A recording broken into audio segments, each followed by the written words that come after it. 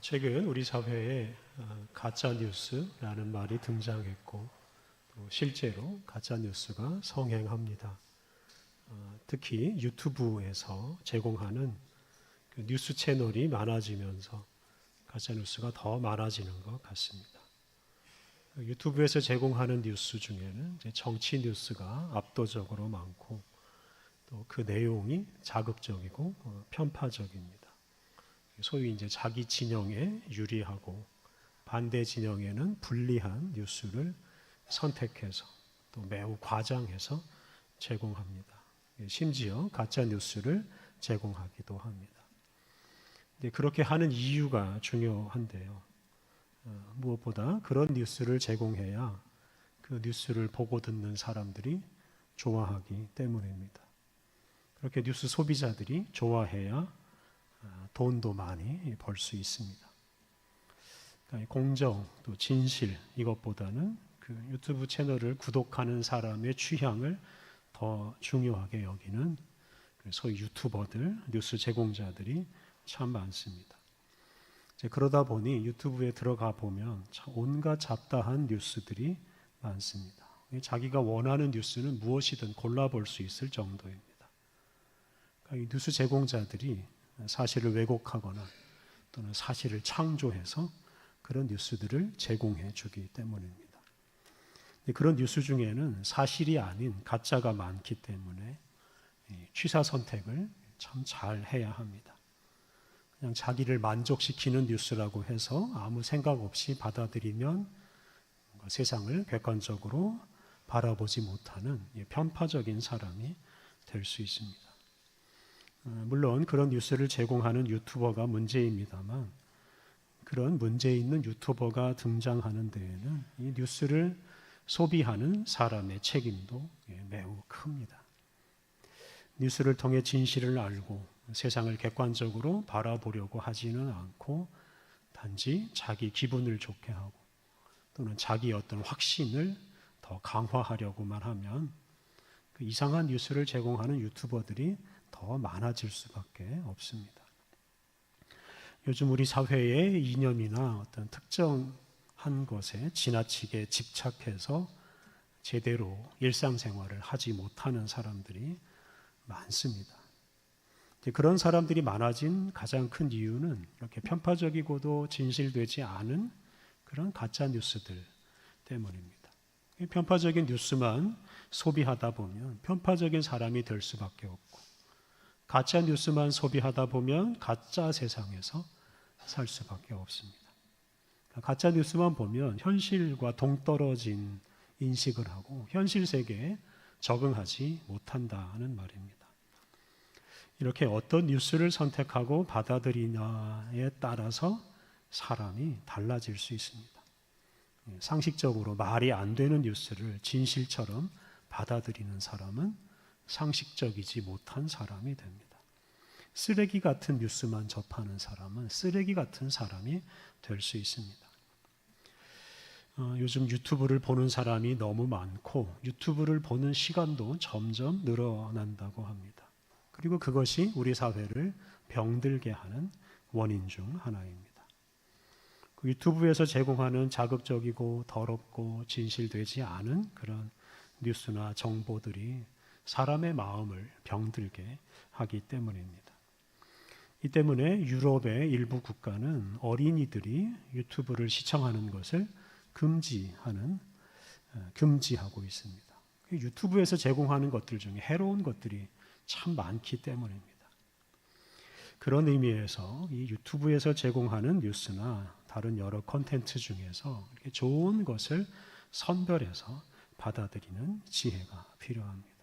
그리고 근본적으로는 이 유튜브에서 좀 벗어나야 합니다. 이 독서는 마음의 양식이라고 하는데요. 컴퓨터나 휴대폰보다는 책을 좀 더 가까이 하면 좋을 것 같습니다. 유튜브에서 좀 벗어나서 책, 특히 성경책을 읽으면서 우리의 내면을 좀 성장시키면 좋겠습니다. 책을 읽으면서 성경을 읽으면서 자극적이고 더러운 것으로 또 거짓된 것으로 오염된 우리의 마음을 좀 정화하는 시간을 여러분이 한 주간 보내시면 좋겠습니다. 오늘 우리가 봉독한 구약의 말씀은 이 알곡 같은 하나님 말씀에는 귀를 기울이지 않고 즉 쭉정이 같은 거짓말을 만들어내고 그런 말에 귀를 기울이는 사람들을 책망하는 말씀입니다. 오늘 봉독한 예레미야 23장 23절 이하 말씀은 성전에서 하나님 말씀을 전하는 선지자들을 책망하는 말씀입니다. 예레미야 선지자는 남왕국 유다가 바벨론에게 망하던 시대에 활동했습니다. 예레미야는 나라가 망할 때까지 아주 줄기차게 왕과 지도자들과 백성들의 죄악을 지적하고 그 죄악 때문에 나라가 망한다라는 말씀을 거듭해서 선포했습니다. 그리고 그 말씀대로 결국 나라가 바벨론에게 망하고 말았습니다. 바벨론 군대가 예루살렘과 온 나라를 공격해서 참 많은 사람들을 죽이고 많은 사람들을 사로잡아가고 온 나라를 황폐하게 만들었습니다. 이스라엘 민족의 역사에서 가장 큰 비극이라고 할 수 있습니다. 그런데 예레미야는 그렇게 나라를 망하게 만든 주범 중 하나로 바로 이 선지자들을 지목하고 선지자들을 책망합니다. 남왕국 유다 말기에 이 히스기야 같은 선한 왕도 있었습니다만 아하스, 므낫세, 시드기야 같은 악한 왕들이 훨씬 더 많았습니다. 그런 왕들의 범죄가 바로 나라가 망하는 가장 큰 원인입니다. 성경 중에서 열왕기상, 열왕기하 말씀이 바로 그 남왕국 유다가 왕들 때문에 망하는 역사를 잘 보여줍니다. 열왕기상하 말씀을 보면 하나님께서 그렇게 범죄하는 왕들의 죄를 지적하고 책망하기 위해서 끊임없이 선지자들을 보냈습니다. 선지자들로 하여금 왕들을 바로잡고 바른 길로 인도해서 나라를 망하게 하지 않으려고 하신 것입니다. 그런데 당시 선지자들이 그 역할을 제대로 하지 못했고 그런 선지자들 때문에 나라가 망하고 맙니다. 오늘 본문 23절과 24절을 보면 당시 거짓 선지자들의 잘못을 하나 알 수 있습니다. 그들은 나라가 망한다는 말씀은 전하지 않고 하나님께서 우리와 함께 하시니 하나님께서 우리를 보호하시니 나라가 망하지 않는다 하는 말씀을 주로 전했습니다. 23절에 이런 말씀이 있습니다. 23절 여호와의 말씀이니라 나는 가까운 데 있는 하나님이요 먼 데 있는 하나님은 아니냐. 이 말씀은 하나님이 사람들과 가까운 곳에 계실 수도 있고 또 사람들로부터 멀리 떨어져 계실 수도 있다 하는 뜻입니다. 좀 더 풀어보면 하나님께서 당신의 백성들을 가까이 하시면서 당신의 백성들에게 복을 주시고 백성들을 보호해 주십니다. 그런데 때로는 당신의 백성들로부터 멀리 떨어져서 당신의 백성들을 감시하고 그들에게 벌을 내리십니다. 하나님은 당신의 백성을 사랑하시고 보호하시기만 하는 게 아니라 당신의 백성들을 들춰내고 지적하고 그 죄에 대해서 심판하시고 보응하신다는 뜻입니다. 그런데 당시 거짓 선지자들은 가까운 데 계신 하나님에 대해서만 말합니다.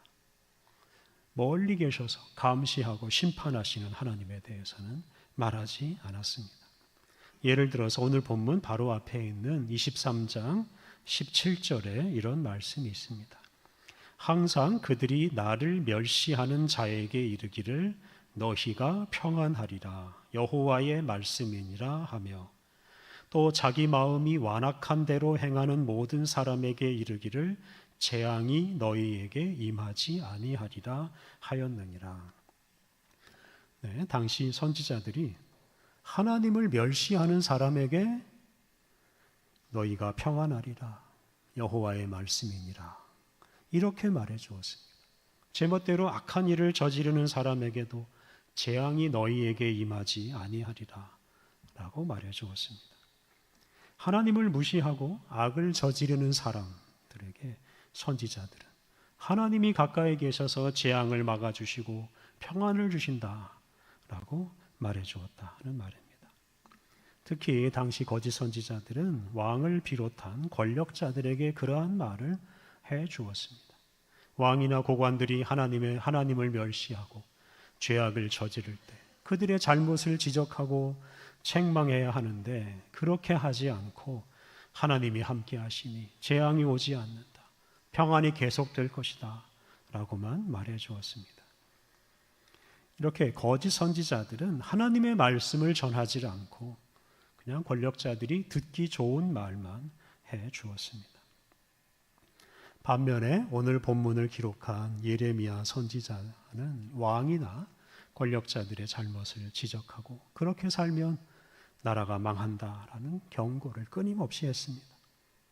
특히 남왕국 유다의 마지막 왕 시드기야 시대에 평안이 아니라 재앙이 곧 닥친다라고 반복해서 선포했습니다.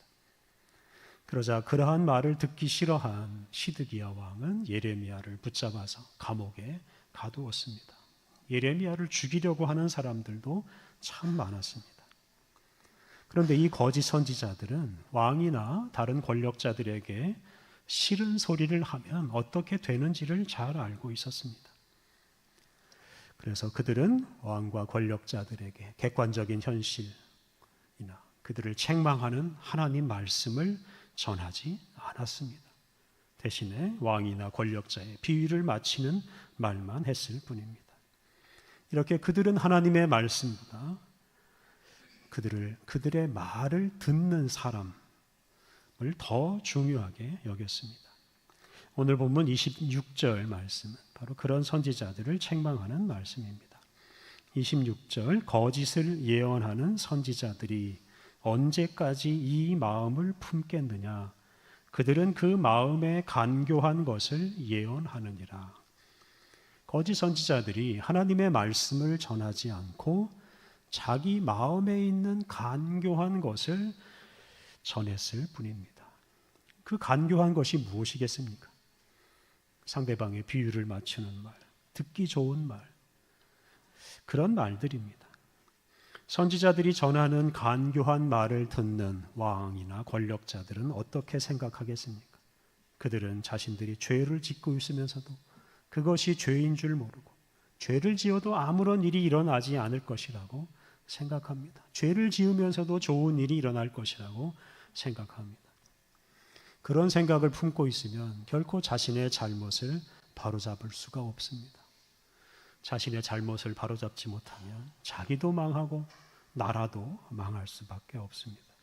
실제로 시드기야 왕은 예레미야가 전하는 하나님의 말씀은 무시하고 거짓 선지자들이 전하는 그 간교한 말에만 귀를 기울이다가 자신이나 나라의 잘못을 바로잡지 못하고 결국 나라도 망하고 자신도 비참하게 종말을 맞이하고 말았습니다. 사실 오늘날에도 이런 권력자들이 참 많습니다. 주변에 좋은 참모를 두지 않고 간신만 가까이 두는 권력자들은 주변 사람들로부터 아부하는 말만 듣다가 자신도 망치고 나라도 망치는 일이 참 많습니다. 그런데 여러분 권력자뿐이겠습니까? 우리들도 우리 주변에 소위 쓴소리를 하는 친구를 두어야 합니다. 잘한다, 좋다, 평안할 것이다. 이런 말만 하는 친구는 거짓 선지자로 여기고 좀 멀리 해야 합니다. 우리가 단지 듣기 좋은 소리만 듣고 살려고 하면 반드시 망하고 말 것입니다. 오늘 본문 28절 하반절에 있는 말씀은 거짓 선지자들이 전하는 간교한 말과 하나님의 말씀의 차이를 분명하게 말해줍니다. 하나님께서 선지자들에게 이렇게 말씀하십니다. 28절 하반절 말씀을 받은 자는 성실함으로 내 말을 말할 것이라. 겨가 어찌 알곡과 같겠느냐. 하나님의 말씀을 받은 사람은 선지자를 가리킵니다. 이 선지자는 하나님으로부터 받은 말씀을 성실하게 전해야 합니다. 상대방이 권력자라 하더라도 두려워하지 않고 하나님의 말씀을 그대로 전해야 합니다. 그 이유가 중요한데요. 하나님은 겨가 어찌 알곡과 같겠느냐라고 말씀하셨습니다. 여기서 겨는 쭉정이인데요. 거짓 선지자의 마음에 있는 간교한 말입니다. 거짓 선지자의 쭉정이 같은 말은 알곡, 즉 하나님의 말씀과 비교할 수가 없습니다. 이 부분이 우리가 오늘 가장 주목해야 할 말씀입니다. 일반적으로 곡식을 수확하면 이 쭉정이는 버리고 알곡만 모아서 따로 보관합니다. 쭉정이는 아무런 쓸모가 없기 때문입니다. 쭉정이는 그 안에 아무것도 들어있지 않습니다. 껍데기뿐입니다. 그 먹어봐야 배도 부르지 않고 몸이 제대로 유익을 얻지 못합니다.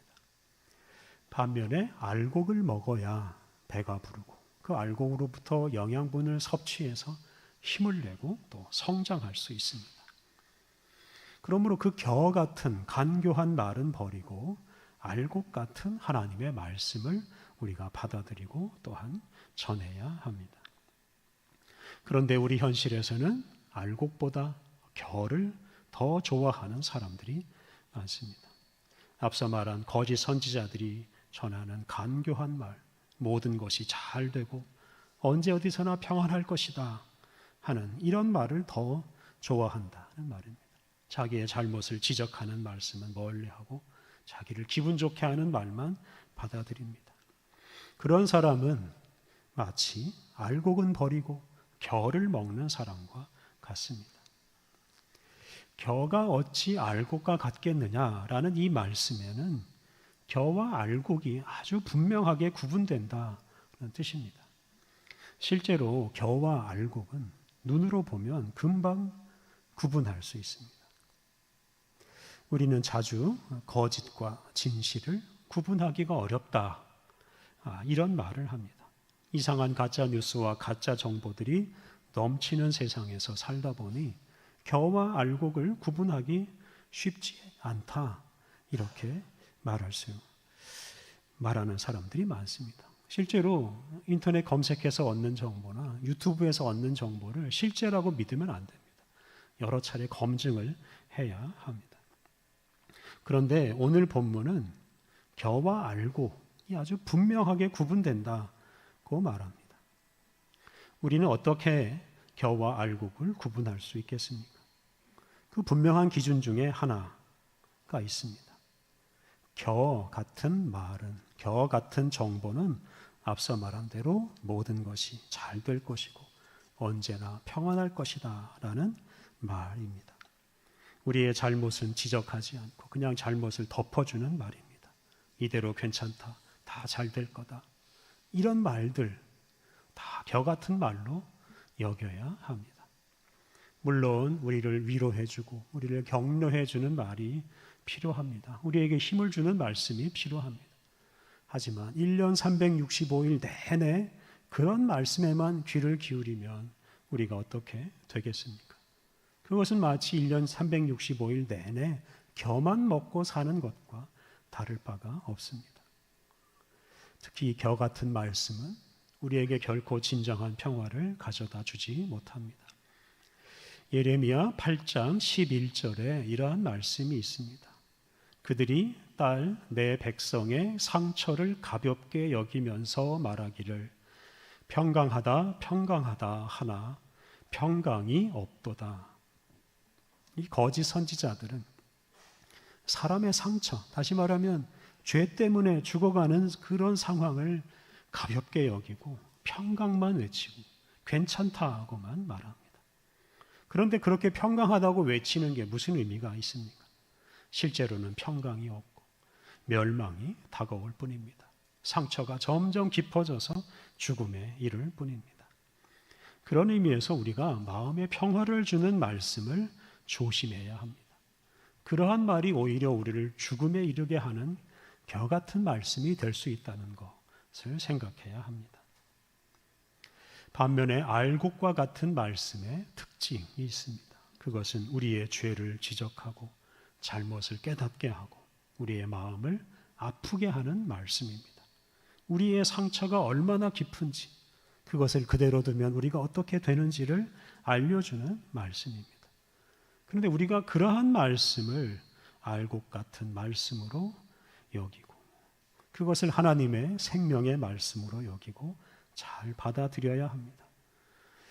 그러할 때 우리가 죄로 인한 우리의 상처를 치유하고 우리 자신과 세상을 구원할 수 있습니다. 오늘 본문 29절을 보면 이 하나님 말씀의 특징과 능력에 대해 이렇게 말합니다. 29절 여호와의 말씀이니라 내 말이 불같지 아니하냐 바위를 쳐서 부서뜨리는 방망이 같이 아니하냐. 네, 하나님의 말씀은 모든 것을 태워버리는 불과 같고 모든 것을 깨뜨려버리는 방망이와 같다고 하십니다. 하나님의 말씀은 단지 평화를 주지 않습니다. 더러운 것을 불태워 없애버리고 잘못된 것을 부수어서 없애버리십니다. 우리가 그러한 하나님의 말씀을 받아들일 때 그 하나님 말씀의 능력으로 우리 안에 있는 더러움과 잘못된 것을 다 없애버릴 수 있습니다. 알곡 같은 이 하나님 말씀을 우리가 잘 받아들여야 거룩하고 온전한 사람이 될 수 있습니다. 오늘 읽은 신약의 말씀 누가복음 12장 49절 이하에서 예수님은 땅에 불을 던지러 오셨다고 하셨습니다. 화평을 주는 것이 아니라 분쟁을 일으키러 오셨다고 또 하셨습니다. 예수님은 단지 우리에게 평안을 주러 오시지 않았습니다. 예수님은 단지 우리에게 기분 좋은 말을 하려고 오지 않으셨습니다. 예수님은 불같은 말씀으로 우리의 평화를 깨트리고 분쟁을 일으키려고 오셨습니다. 우리 안에 있는 더러움과 잘못을 그대로 두지 못하게 하시고 다 없애버리려고 오셨습니다. 그래서 예수님의 말씀을 받아들이는 사람은 내적으로나 대외적으로나 큰 불화와 분쟁을 겪을 수밖에 없습니다. 예수님의 말씀으로 우리 자신의 잘못을 바로잡고 세상의 잘못을 바로잡으려면 그러한 불화와 분쟁을 피할 수가 없습니다. 우리의 마음을 위로해주고 우리가 잘하고 있다고 격려하는 말씀만 좋지 않아야 합니다. 그것은 우리를 겨 같은 쭉정이 같은 사람으로 만들 뿐입니다. 사랑하는 성도 여러분, 여러분을 기분 좋게 하고 여러분을 평화롭게 하는 뉴스나 정보에 빠져 살지 마십시오. 그것은 여러분을 영적으로 영양실조가 되게 만들고 죽음으로 이끌어갈 뿐입니다. 여러분 마음에 있는 거짓 평화를 깨뜨리고 여러분의 잘못을 지적하는 하나님의 말씀을 생명의 양식으로 여기고 즐겁게 받아들이십시오. 그 말씀이 여러분 자신을 깨끗하게 하고 새롭게 하고 여러분에게 진정한 평화와 능력을 줄 것입니다. 우리가 살아가는 이 세상에도 거짓 평화를 깨뜨리고 세상의 잘못을 지적하고 책망하는 하나님의 말씀이 필요합니다. 우리 그리스도인들과 우리 교회에게 맡겨진 가장 중요한 사명, 바로 거짓 평화를 깨뜨리고 세상과 권력자들의 잘못을 지적하고 책망하는 하나님의 말씀을 전하는 것입니다. 우리가 하나님의 말씀을 제대로 전하지 않고 그냥 우리 마음에 있는 간교한 것들만 말하고 사람들이 듣기 좋은 말만 하면 세상은 더 악해지고 망할 수밖에 없을 것입니다. 하나님의 무서운 심판의 말씀을 전해야 세상이 망하지 않습니다. 하나님은 우리를 망하게 하시는 분이 아니고 우리를 살리시고 구원하시는 분입니다. 하나님은 우리와 온 세상을 살리시려고 우리에게 거룩한 말씀을 주셨습니다. 우리에게 주신 하나님 말씀은 우리 자신과 세상을 살리는 생명의 양식입니다.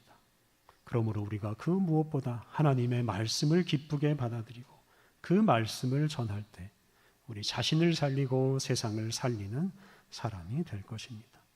듣기 좋은 소리에만 귀를 기울이지 말고 듣기 좋은 말만 하지 말고 오직 주님의 말씀에 귀를 기울이고 주님의 말씀을 전파함으로 거룩한 하나님의 백성답게 살아가시기를 바랍니다. 함께 기도하겠습니다. 진리의 말씀으로 세상과 우리를 창조하신 하나님, 주님의 말씀 덕분에 우리가 이렇게 살고 있습니다. 주님의 말씀을 우리의 생명처럼 소중하게 여기게 하옵소서. 하나님, 단지 우리의 마음을 즐겁게 하고 우리의 삶을 정당화하는 쭉정이 같은 말에 귀를 기울이지 않게 하옵소서. 겨와 같고 쓰레기 같은 뉴스와 정보들은 우리의 삶을 망치는 것으로 여기고 단호하게 물리치게 하옵소서. 진리의 말씀으로 우리의 죄를 지적하고 심판하시는 하나님, 주님의 말씀을 부담스럽게 여기지 않고 생명의 양식이요 우리를 고치고 바르게 하는 능력의 말씀으로 받아들이게 하옵소서. 주님의 말씀으로 우리 자신을 바로 세우고 주님의 말씀을 세상에 전파하여 아름다운 세상을 만들어가게 하옵소서. 우리 주님 예수님의 이름으로 기도드립니다. 아멘.